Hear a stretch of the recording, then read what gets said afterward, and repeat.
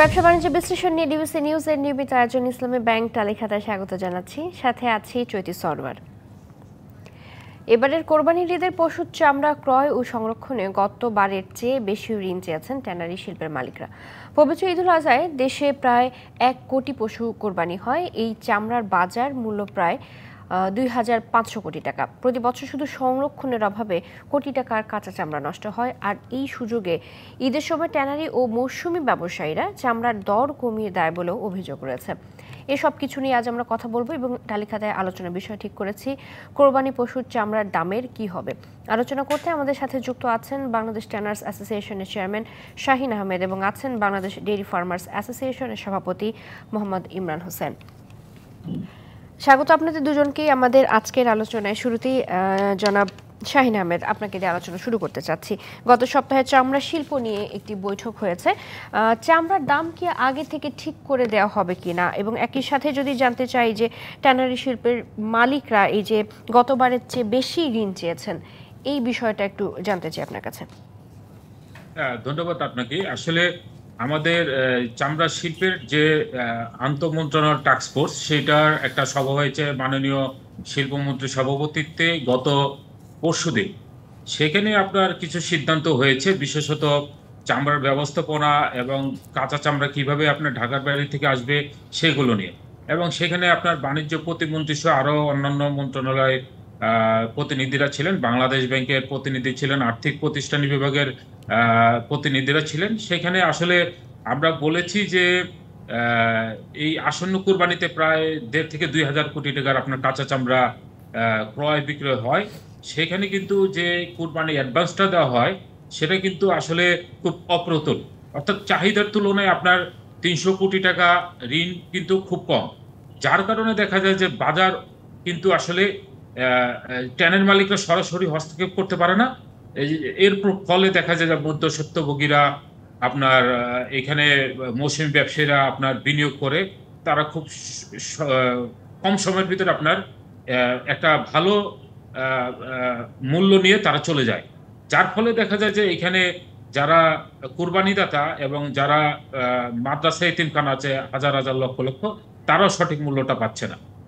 এইখানে যদি আপনার ঋণটা আপনার বৃদ্ধি করা হয় তাহলে দেখা যাবে যে ট্যানারি মালিকরা সরাসরি বাজারে হস্তক্ষেপ করতে পারবে এবং যেটা প্রকৃত দাম সেটা কিন্তু আপনার কুরবানি দাতাকে আপনার দিতে পারবে, এবং আপনার এর ফলশ্রুতিতে আপনার মাদ্রাসা এতিমখানারাও কিন্তু আপনার সঠিক দামটা পাবে। তো আমাদের যুক্তি ছিল এটা। তো আমরা এটা বলেছি যে এইবারের ঋণ যে আছে সেটাকে বৃদ্ধি করা এবং আপনার যাতে কাঁচা চামড়া সংরক্ষণ ঠিক সঠিকভাবে হয় সেগুলোর ব্যাপারে আরো সচেতনতা বৃদ্ধি করা।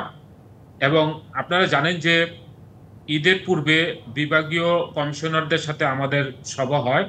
সেখানে ডিসি এবং বিভাগীয় কমিশনার আপনার দায়িত্বে থাকে যে প্রত্যেকটা উপজেলা কেন্দ্রিক যাতে সঠিকভাবে আপনার লবণটা আপনার পৌঁছানো হয় এবং সঠিক সময়ের ভিতরে যাতে আপনার লবণটা দিয়ে প্রিজার্ভেশন করা হয়। এগুলো হলো আপনার আমার ঈদের পূর্বে এগুলো পূর্ণ প্রস্তুতির জন্য এই সভাটা ছিল। এবং পাশাপাশি আমরা যাতে আপনার এই সরবরাহ ব্যবস্থাপনা কোনোভাবে সমস্যা না হয় সেটার ব্যাপারে আমরা বলেছি। এবং পাশাপাশি যে ঈদুল আজহার যে বিশাল সরবরাহ ব্যবস্থাপনা, এইখানে দেখা যায় যে সীমান্ত দিয়ে আপনার কিন্তু কিছু কাঁচা চামড়া পাচার হয়। এই পাচার রোধের জন্য আমরা বলেছি এবং এইখানে স্বরাষ্ট্র মন্ত্রণালয় এটা নিয়ে সভা করবে আমাদের সাথে, সেখানে আমরা বলবো। জি, আমি তাহলে একটু যেতে চাচ্ছি জনাব ইমরান হোসেন, আপনার কাছে জানতে চাই যে চামড়ার দাম যদি বাড়ে সেক্ষেত্রে মাংসের দামের কোনো তারতম্য হয় কিনা বা হওয়া উচিত কিনা, এই বিষয়টা একটু আপনার কাছে জানতে চাই। ধন্যবাদ আপনাকে। আসলে আমরা 2012-13 সালের ঘটনা যদি একটু দেখি, 2012-13 সালে একটা 3 মণ গোশত হতো, এরকম একটা গরুর চামড়া বিক্রি হতো প্রায় 2,500 থেকে 3,000 টাকা। তো এখন 3,000 টাকা বিক্রি হওয়া মানে কিন্তু হচ্ছে প্রায় 1 কেজিতে 30 টাকা করে কমে যাওয়া গোশতের দাম। তো এখন আমরা এই 3 মণ গরুর চামড়ার দাম পাচ্ছি মাত্র 500 টাকা। তো সুতরাং আসলে এইরকম চামড়ার দাম শুধু কোরবানিকে ঘিরে না, আমরা চামড়ার দাম চাই সারা বছর যেন একটা স্টেডি অবস্থায় থাকে। চামড়ার এই শিল্পটা যেটা ধ্বংস হয়ে যাচ্ছে, এটাকে অবশ্যই অবশ্যই আবার পুনর্জীবিত করা, এটাও কিন্তু আমাদের খামারিদের সবসময় দাবি। আমরা খামারিরা যখনই আমাদের সরকারের কাছে কোনো দাবি দেওয়া তুলে ধরছি, আমরা সবসময় বলছি আমরা শিল্পকে যেন পুনর্জীবিত করা হয়, চামড়ার দামটা যেন বাড়ে। চামড়ার দামটা বাড়লে অটোমেটিক্যালি আমাদের মাংসের দামের উপরে একটা ভালো প্রভাব পড়বে এবং মাংসের দাম অটোমেটিকলি 30-40 টাকা কেজিতে কমে যাবে যদি ভালো চামড়ার দাম পাওয়া যায়। এবারে কোরবানির জন্য পশু কি যথেষ্ট আছে?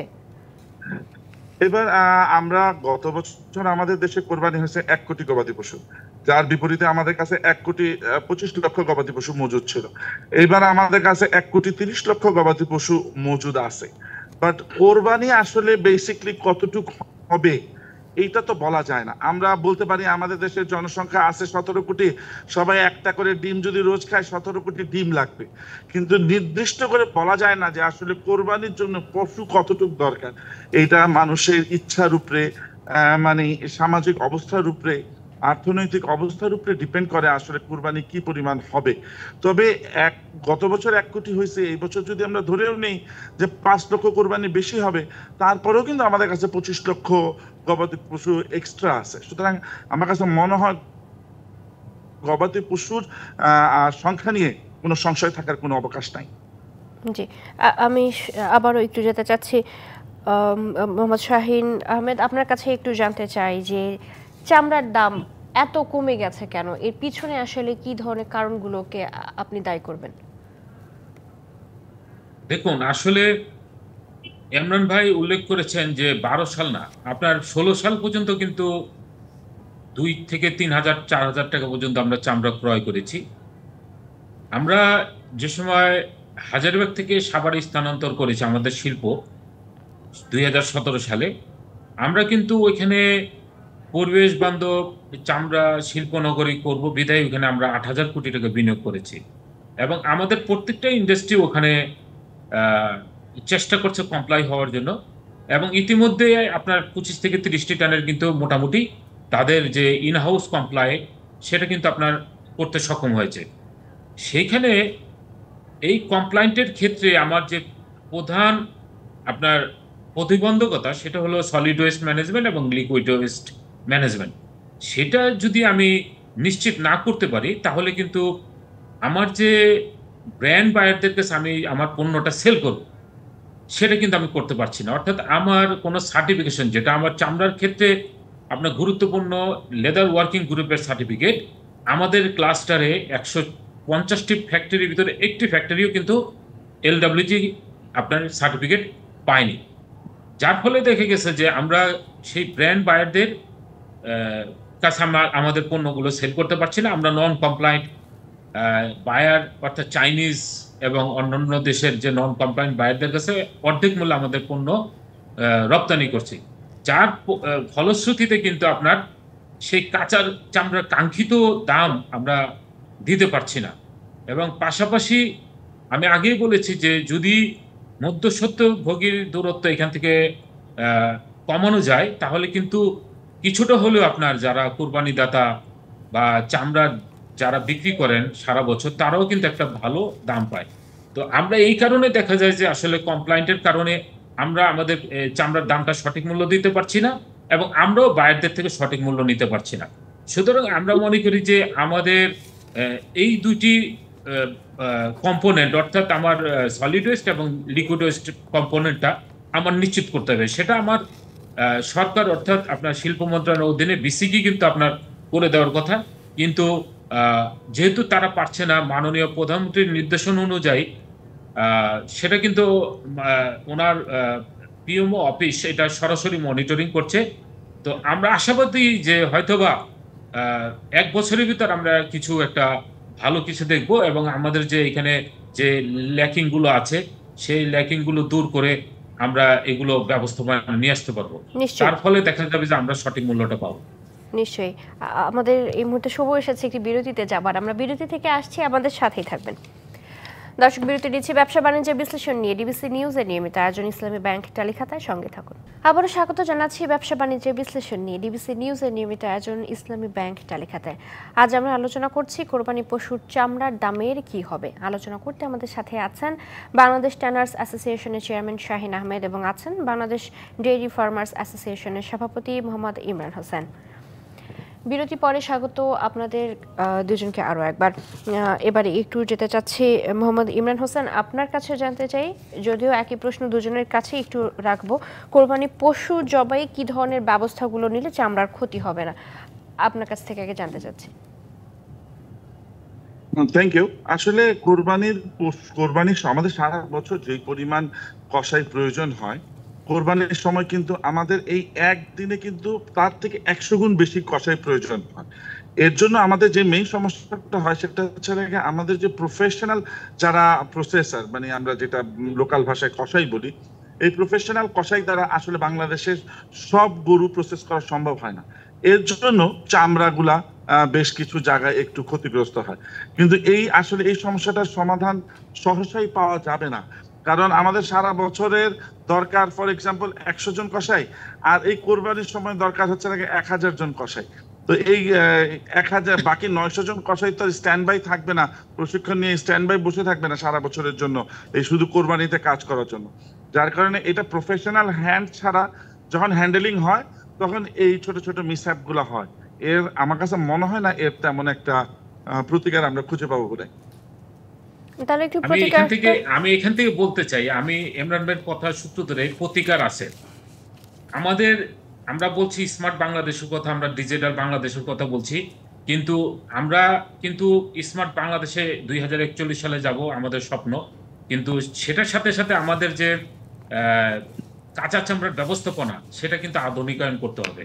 অর্থাৎ আমার প্রচলিত ভাবে আমার করলে হবে না। আজকে আমরা সৌদি আরবে যারা যাই হজে, হাজার হাজার লক্ষ লক্ষ আপনার পশু কোরবানি হচ্ছে, কিন্তু সেটা একটা ব্যবস্থাপনার মাধ্যমে এবং আধুনিক স্লটারিং হাউসের মাধ্যমে সেটা ব্যবস্থাপনা হচ্ছে। আমাদের আজকে প্রাণী সম্পদ মন্ত্রণালয়ের মাধ্যমে ওয়ার্ল্ড ব্যাংকের ফাইন্যান্সে কিছু আপনার আধুনিক স্লটার হাউস হওয়ার কথা ছিল বিভাগীয় বড় বড় শহরগুলোতে, কিন্তু দুর্ভাগ্যজনক বিষয় সেটা আমরা আলোর মুখ দেখতে পারিনি।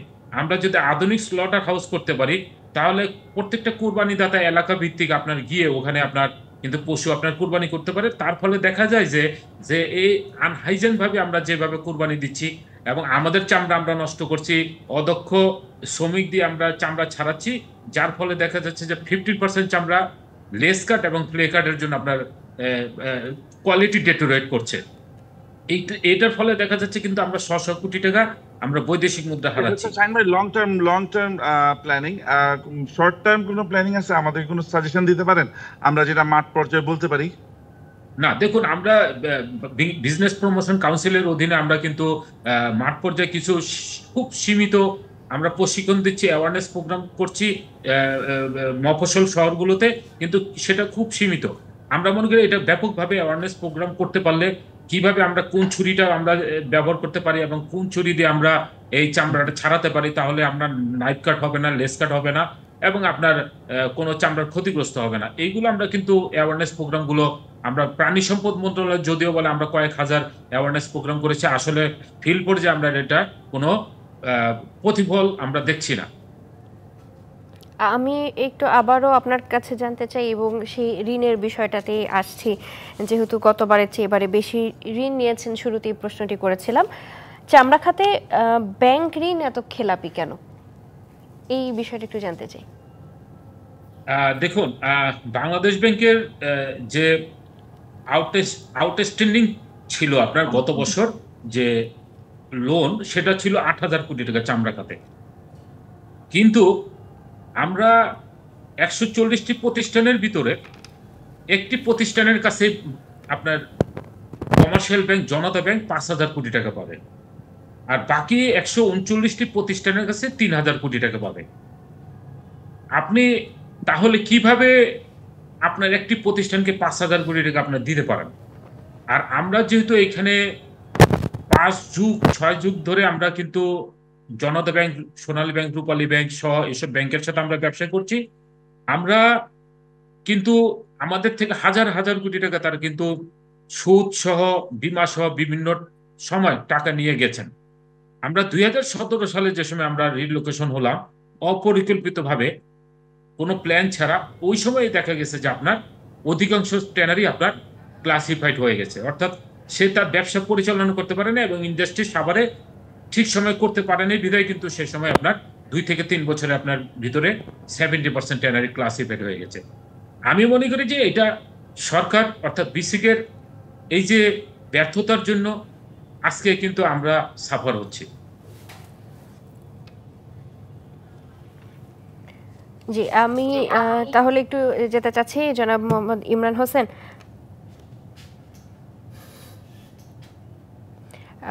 মোহাম্মদ ইমরান হোসেনের সাথে সম্ভবত আমাদের সংযোগটি বিচ্ছিন্ন হয়ে গিয়েছে।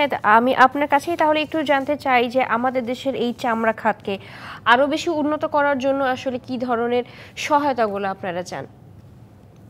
দেখুন, আমি মনে করি যে মাননীয় প্রধানমন্ত্রী চামড়া শিল্পে খাতকে এগিয়ে নেওয়ার জন্য কিছু নির্দেশনা দিয়েছেন ওনার অফিসকে। এইখানে যদি আপনার এই মানে নির্দেশনাগুলো পালন করা হয়, চামড়া শিল্প অনেক অংশে আপনার আপনার এটা ব্যবসা পরিধি বাড়বে। এবং পাশাপাশি সবচেয়ে বড় বিষয় হলো যে আপনি নেক্সট টু আরএমজি যদি আপনি ধরতে চান, তাহলে কিন্তু আপনার চামড়া শিল্পে আপনার লক্ষ লক্ষ লোকের কর্মসংস্থানের আপনার সৃষ্টির সুযোগ আছে। অর্থাৎ আমি আমার চামড়া দিয়ে পণ্য তৈরি করে জুতো, ব্যাগ, মানি ব্যাগ তৈরি করে আমি বিদেশে এক্সপোর্ট করব, সেখানে আপনার 30 থেকে 40 লক্ষ লোকের কর্মসংস্থানের সুযোগ আছে অবশ্যই। এইখানে আমি মনে। জি জি, আমাদের হাতেও আর সময় নেই, আমাদেরকে শেষ করতে হচ্ছে আজকের আলোচনা। আপনাকে অসংখ্য ধন্যবাদ আমাদের সাথে এতক্ষণ যুক্ত থাকবার জন্য, এবং আমাদের সাথে মোহাম্মদ ইমরান হোসেন ছিলেন, তাকেও ধন্যবাদ। দর্শক, ব্যবসা বাণিজ্য বিশ্লেষণী ডিবিসি নিউজের নিয়মিত আয়োজন ইসলামী ব্যাংক টালি খাতা আজ এ পর্যন্ত। সঙ্গে থাকুন।